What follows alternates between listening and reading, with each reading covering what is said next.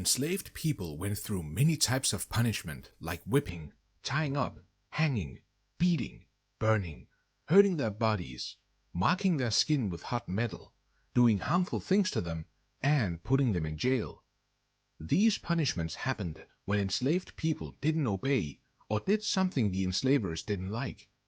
Sometimes, the abuse was done to show that the people in charge were stronger and had more control over the enslaved people. So, what punishment did the slaves have to endure? Surprisingly, even when a woman was pregnant, she could still be punished. That's harsh, right?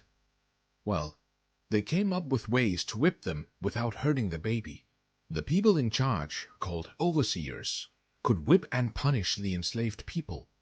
One overseer said that some black people were very determined to never let a white person whip them.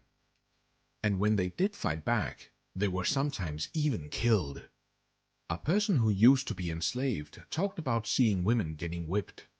Most of the time, they screamed and prayed, but a few didn't make any noise. The results of harsh punishments are sometimes mentioned in newspaper ads describing runaway slaves. One ad describes a woman of about 18 years named Patty.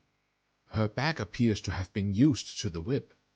To spice it up, but on the negative side obviously, a metal collar could be put on the slave. Such collars were thick and heavy. They often had protruding spikes that impeded work as well as rest. Lois Kane, a survivor of slavery, described the punishment of a fellow slave who decided to run to the woods to be a jungle nigger, but Mazar catched him with a dog and took a hot iron and branded him. Then a bell was put on him in a wooden frame that slipped over the shoulders and under the arms. He made the guy wear the bell for a year and took it off on Christmas as a present to him.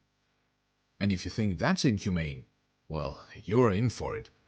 In the old times, when colonies were formed, slaves were often marked with brands to tell who they belonged to. But as time went on and it became the 1800s, branding was mostly done as a way to punish them. During the older times, they would also hurt slaves on purpose, like cutting off part of a man's private area, taking out a front tooth or teeth, or cutting off their ears. This helped identify them if they tried to escape. If a slave ran away, the people in charge could do anything to punish them. Many of them had wounds from being shot by guns or bitten by dogs that the people chasing them used. Now, I know you are wondering. Slaves got punished for many reasons. They could be working slowly, breaking rules like running away, leaving the plantation without permission, not listening to their owner or overseer, being disrespectful as decided by the owner, or even without any reason. Sometimes, the punishment was done to make a scary point or to show the owner was in control. However, the punishment was different on each plantation, and the slave owners made sure not to hurt the slaves too much so they could still work. Men and women were punished in different ways. According to a report from 1789, men were often tied up, but women and girls were not.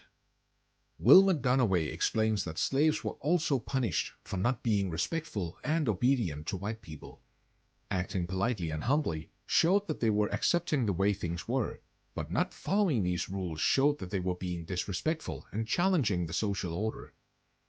Dunaway says that slaves were punished almost as much for going against these social rules as they were for not working well. In one place, in Appalachia, about 2/3 of whippings were for not following social rules, and 1/3 were for things like not working hard enough or causing problems. When people called abolitionists rose to fight against slavery, things started to change. They wanted to stop slavery, and because of them, the slave trade became much smaller. They stopped ships that were taking slaves, helped slaves run away, and gave them the courage to fight back or run away. This made it hard for the slave trade.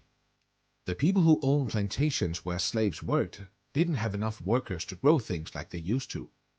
So, they came up with a terrible idea: breeding farms. These were places where they made strong enslaved men have babies with women. It didn't matter if the women were the men's mothers, daughters, or relatives.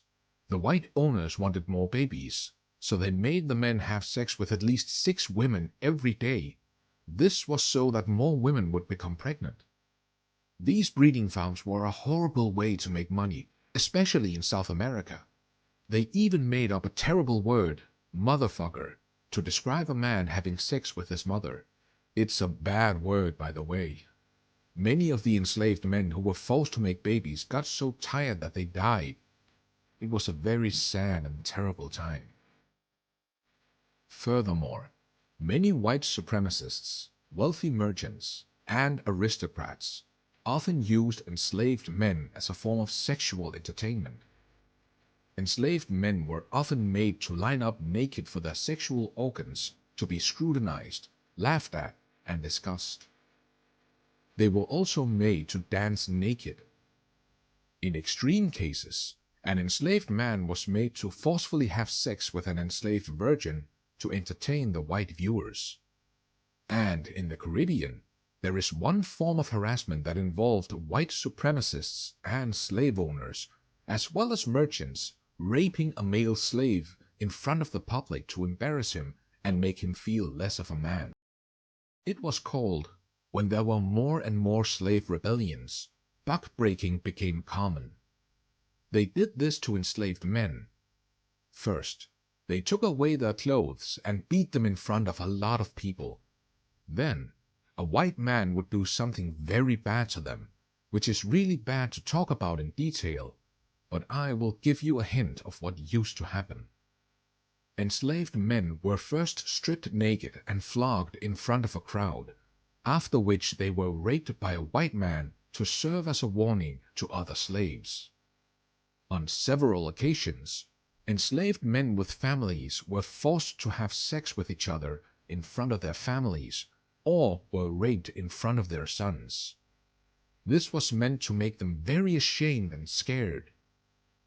This made many of the enslaved men feel so bad that they either killed themselves or ran away and never came back.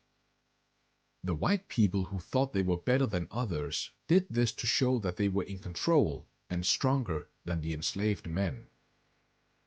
The pages of history often hold stories that challenge us to confront the darkest aspects of humanity, but they also reveal the indomitable spirit that can arise even in the bleakest of circumstances. Now, before you go, we'd love to hear your thoughts. What do you think drives individuals to resist and persist in the face of unimaginable suffering? Leave your insights in the comments below. Your perspective might just contribute to a deeper understanding of our shared history.